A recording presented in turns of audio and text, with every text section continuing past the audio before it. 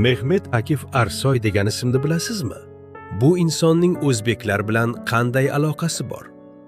Mehmet Akif Arsoy 1873-yilda Istanbulda tug'ilgan va Turkiya Respublikasining milliy madhiyasi Istiqlol marshi muallifi hisoblanadi.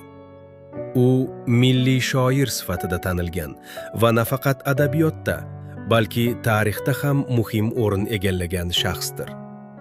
Uning mashhur asarlari qatoriga Safahat, Chanakkale dostoni va Bulbul kiradi. Shuningdek, u Kurtulush urushi davrida birinchi Turkiya Buyuk Millat Majlisida deputat bo'lib ishlagan. Endi e'tibor bering. Eng muhim jihat.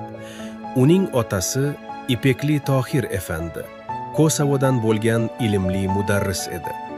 Onasi esa Emine Sherife xonim Buxorodan Anadoluga ko'chib kelgan o'zbek oilasiga mansub edi.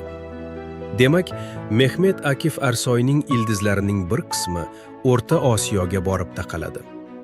U onasi haqida shunday degan: "Onam baquvvat, ziyrak va chuqur mushohadali edi. Doimo ibodatda bo'lib, namozlarini tark etmas edi." Emine Sherife xonim 1926-yilda Istanbulda, o'g'li Misrda bo'lgan paytda vafot etgan. U Uskudar tumanidagi Kuplucha masjidi yaqinidagi qabristonga dafn etilgan. Otasi haqida esa u shunday degan: "U she'r yozmasdi, lekin she'riyatni juda yaxshi ko'rardi." Xulosa qilib aytganda, Turkiya madhiyasini yozgan bu buyuk shoir aslida biz bilan ham tarixiy ildizlar orqali bog'langan.